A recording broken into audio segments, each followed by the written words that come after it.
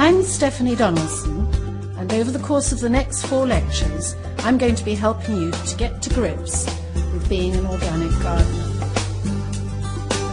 Over the 4-week course, I will be presenting a series of lectures that will help you understand both the big issues, in other words, the philosophy behind organic gardening, and the practicalities, in other words, how to do it. I will guide you through the steps you can take to adopt a chemical-free, sustainable and benevolent way of caring for your garden that will be good for your health and that of the environment while keeping your garden looking great.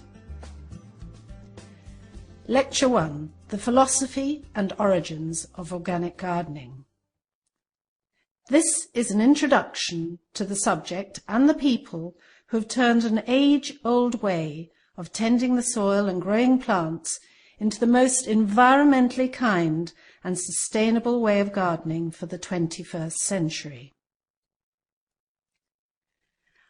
I'm an organic gardener, and presumably, given that you've signed up for this course, you are too, or would like to become one.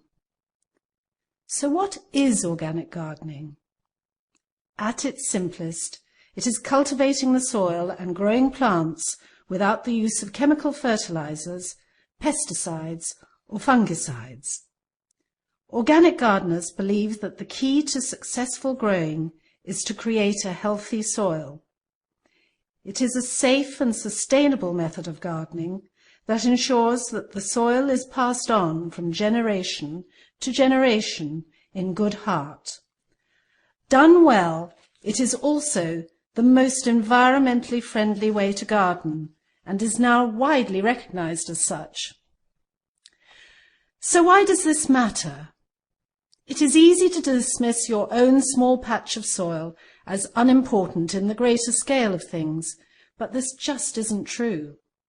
An organic garden is a place where a natural balance can establish itself for the benefit of all its inhabitants. From the beneficial soil bacteria that break down the contents of your compost heap and release fertility, through the myriad of insects, the birds, small animals and amphibians, each has a role to play. Organic gardening is not just about growing your own fruit, flowers and vegetables without recourse to artificial fertilizers or pesticides. It's about promoting biodiversity and helping maintain the chain of innumerable life forms in the process. It is extraordinarily complex and interconnected. For example, did you know that ants are symbiotic with violets, cyclamen and coreodalis? There's a fleshy bit on the seeds which they take down to their nests and feed to their young, before taking the seed away to grow elsewhere. So before dismissing anything as a nuisance or irrelevant, we should be aware that everything has a role in the organic garden, even those we would rather be without. When I began organic gardening, we were widely regarded as eccentrics who wanted to turn back the clocks and return to a bucolic 19th century way of gardening. I don't suppose the fact that many of us, myself included, were hippies living an alternative lifestyle helped. But we had all read Rachel Carson's book Silent Spring, and we were frightened by her description of the damage being caused by the widespread use of pesticides.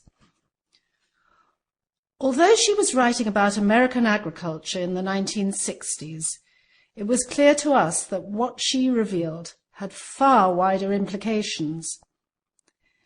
It seems extraordinary now that at the time she wrote her book, the chemical DDT was in everyday use in domestic homes and gardens, as well as in agriculture. It was perceived as so safe that it was advertised with a catchy jingle, DDT, good for you and good for me. In sourcing this image for my lecture, I was horrified to find another one for DDT-impregnated wallpaper for use in children's bedrooms.